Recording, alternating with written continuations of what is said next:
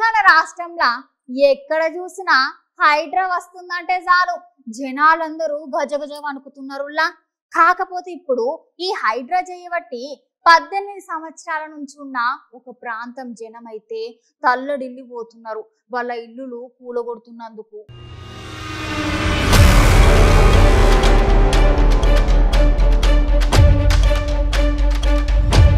నీ హైడ్రా సల్లాగుండా హైడ్రా కొన్ని జాగాలలో అక్రమ కట్టడాలను కూలగొట్టి మంచి పనులు చేసినా కూడా నిరుపేద జనాలు అయితే మాకు హైడ్రా చేయబట్టి అంత నష్టమే అవుతున్నదని అంటున్నారు. మేము గత 18 సంవత్సరాల నుంచి కట్టుకున్న ఇళ్లను మొత్తం కూలగొట్టే అధికారం మీకు ఎక్కడిది? అయినా మాకు గింత కూడా చెప్పకుండా నివాసం ఉన్న ఇళ్లను ఎట్లా కూలగొడతారు?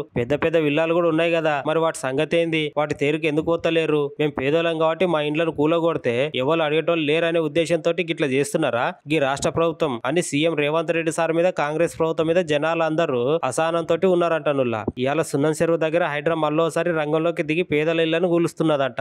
అక్కడ ఉన్న పేద ప్రజలు కాలు మొక్కినా కనికరిస్తలేరంట పోలీసులు. మాకు చిన్న పిల్లలు ఉన్నారు అయ్యా అని చెప్పినా కూడా అరెస్ట్ చేస్తున్నారంట పోలీసులు.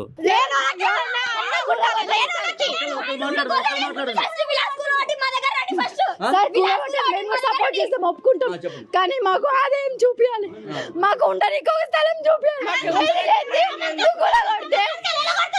కూలగొడితే మేము ఏడు ఉండాలి, ఏడు బతకాలి. ఇప్పుడు కూలగొడతావు పోతావు. నేను మరి నా పిల్లల్ని పెట్టుకుని కరెక్ట్ కాదు, కరెక్టేనా?